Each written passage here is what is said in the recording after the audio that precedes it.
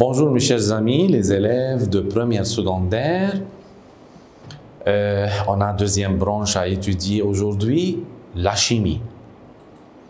On va commencer notre programme de chimie en première secondaire cette année par une unité nommée simplement la chimie centre des sciences. C'est-à-dire que la chimie toujours a une relation avec toutes les branches de sciences, biologie, physique, et a une relation avec tous les composants du milieu, le sol, l'air, et ainsi de suite. Alors, dans la chimie, dans la première unité, la chimie centre des sciences, on va étudier premièrement, la première leçon, la chimie et la mesure. Aujourd'hui. Après ça, on va étudier la leçon 2, la nanotechnologie et la chimie. Et cette leçon est toujours une source de questions qui sont très évoluées. Cette partie est très importante. Mais pour savoir la nanotechnologie, on doit commencer par l'introduction. On va commencer par la chimie et la mesure. Voyons ensemble la première leçon. Vous devez savoir si tu vois devant toi et autour de toi n'importe quelle chose ou bien quel être vivant doit avoir une composition chimique. Oui, la chaise, l'air, la porte, n'importe quelle partie qui dans l'environnement qui t'entoure doit avoir un composé chimique et une structure chimique. La science de la chimie, toujours avec un lien avec les anciennes civilisations. Les pharaons, toujours, ils ont utilisé les sels minéraux, les médicaments pour plusieurs fabrications comme le tannage de peau, la coloration des tissus et l'industrie de verre, ainsi que la momification. Momification, vous connaissez, momie. Toujours chez les anciens Égyptiens, toujours ils savent que les composés chimiques entrent dans toute chose. Voyons, ensemble, il y a une définition pour la science, constitution organisée par des connaissances et ainsi de suite. La chimie, c'est la science qui se charge à étudier la structure de la matière et ses propriétés chimiques. Alors, la chimie est une branche de science qui est très importante. Voyons ensemble la chimie qui rentre dans la fabrication des voitures, la carrosserie des voitures, entre aussi dans la fabrication des médicaments, entre dans la composition de la chemise, de la montre et ainsi de suite, toujours même dans le corps humain. Parce que simplement, dans le cerveau de l'homme, il y a des réactions chimiques, des composants chimiques qui rentrent et forment des réactions chimiques. Voyons. La chimie a un lien avec la biologie et en forme une branche de science nommée chimie-biologie ou bien la biochimie. Le mot biologie, c'est-à-dire bio, c'est un syllabe et logie, c'est l'autre syllabe.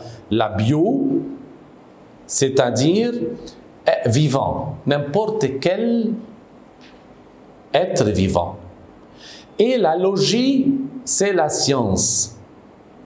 Et la science de l'être vivant. Alors, la chimie en lien avec la biologie, oui, et forme une branche nommée biochimie. Simplement, la biochimie étudie la structure chimique des corps gras que nous avons pris déjà en biologie. Connaissez que le corps gras ou bien les lipides doivent avoir 3 acides gras avec une molécule de glycérol ou alcool trihydroxylé. C'est pourquoi on doit simplement savoir que la chimie rentre dans la composition des corps et des composés qui se sont dans la cellule. La chimie et la physique. La chimie et la physique. Qu'est-ce que c'est la physique? La physique, c'est la branche de sciences qui étudie tout ce qui concerne la matière, mouvement, force, énergie et ainsi de suite, avec leur formule générale. Et vous connaissez l'énergie cinétique, l'énergie potentielle et ainsi de suite que vous avez bien étudié d'avance. C'est la physique, c'est la branche de la physique. Est-ce que la chimie a une relation, a un lien avec la physique? Oui. Simplement, la chimie physique, c'est une branche de science qui étudie la structure et les propriétés de la matière, simplement qui entre dans la forme. C'est-à-dire que si on a la matière, vous vous rappelez même, si on a la matière d'un sodium, atome de sodium, l'atome de sodium a un noyau qui renferme 11 protons, 12 neutrons, avec une répartition d'électrons sur les 3 premières couches, 2, 8, 1. Vous connaissez ça d'avance d'après les programmes de préparatoire.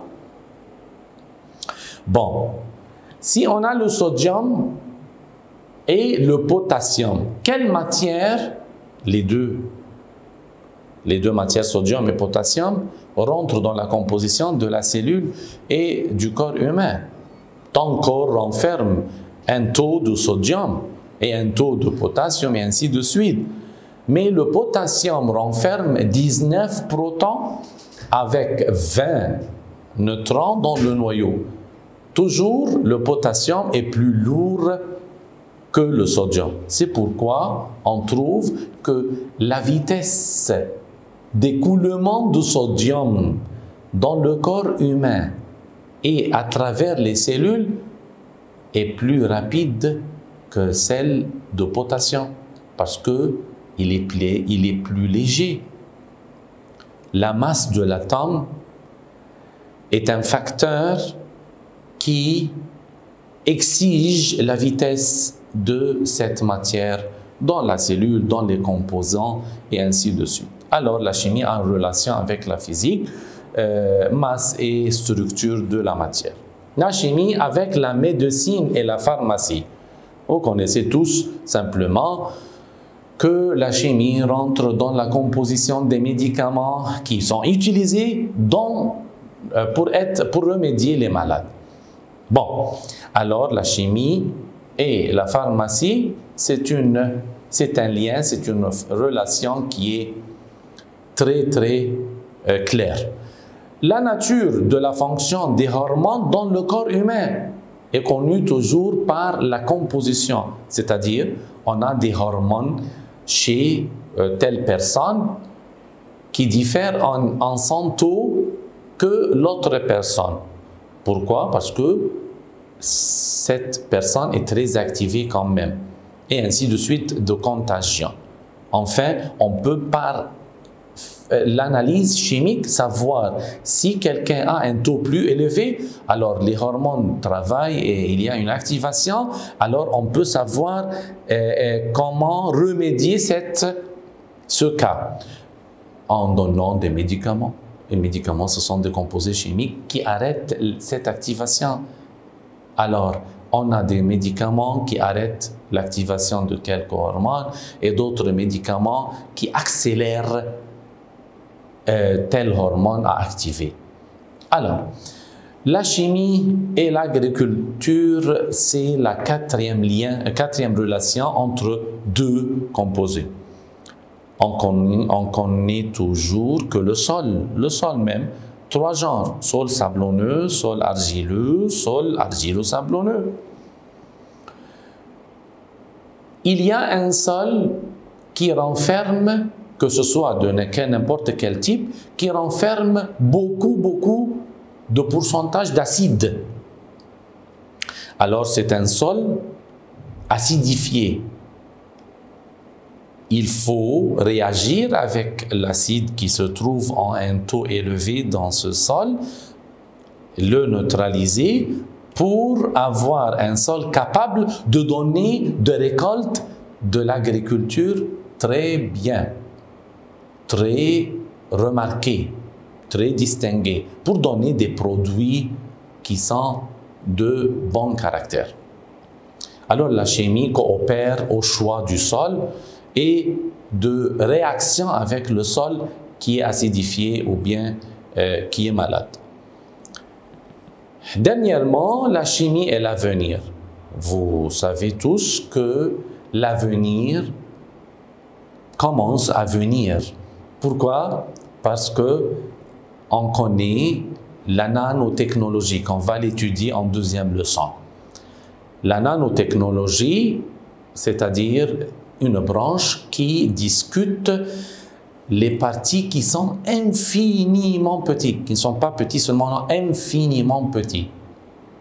Par la chimie, on peut diminuer toujours la taille de cette matière pour avoir des caractères et des propriétés nouvelles, des propriétés extraordinaires. Et on verra ça dans la deuxième leçon. Voyons ensemble, premièrement, dans cette leçon, la mesure de la chimie. Qu'est-ce que c'est la mesure? Quand même, une mesure. Mesure de distance, mesure de masse, mesure de telle graduation, telle grandeur. N'importe quelle mesure dans le monde entier doit toujours comparer une quantité inconnue, qu'on doit le connaître, avec une autre quantité de même genre, pour savoir le nombre de fois que le premier existe dans le second. Alors, si on peut comparer le lithium avec l'hydrogène, vous devez savoir, l'hydrogène renferme un seul électron, un seul proton, c'est le plus léger élément. Et on a le lithium qui renferme 3 protons, 3 électrons.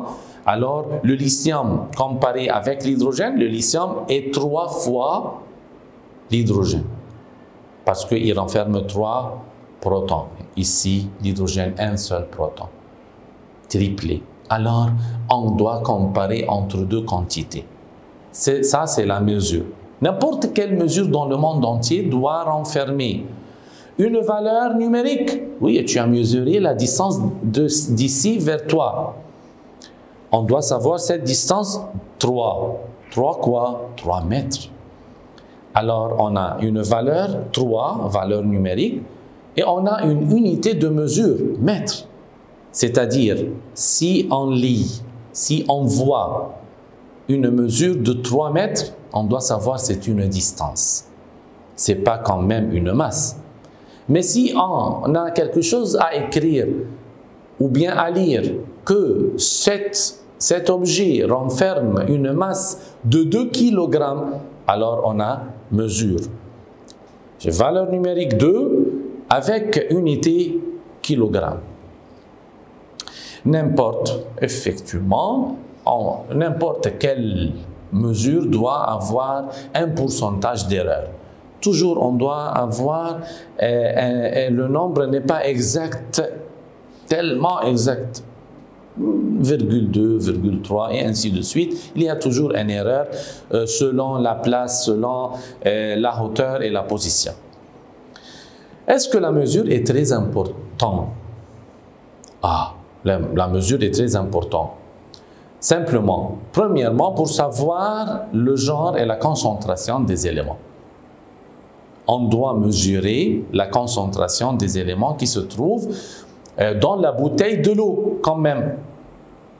L'eau naturelle qu'on boit. En sachant simplement la concentration de sodium, des éléments de sodium dans l'eau, la concentration de calcium. Si on a la bouteille A et la bouteille B, la bouteille A renferme de sodium en plus que la bouteille B. Deux types différents de bouteilles d'eau, que ce soit Aquafina, Nestlé. Si on a dans l'Aquafine, il y a de sodium, pourcentage de sodium plus que l'autre bouteille. Mais on a calcium moins que l'autre bouteille. Alors simplement, si on a un malade des os qui a les os très faibles, sont très faibles, tu peux le conseiller à boire première bouteille ou bien deuxième. On doit choisir la bouteille qui renferme plus de calcium. Alors, si on a bien d'avance mesuré le taux de calcium, le taux de sodium, on peut donner la bouteille à la personne exacte, à la personne choisie.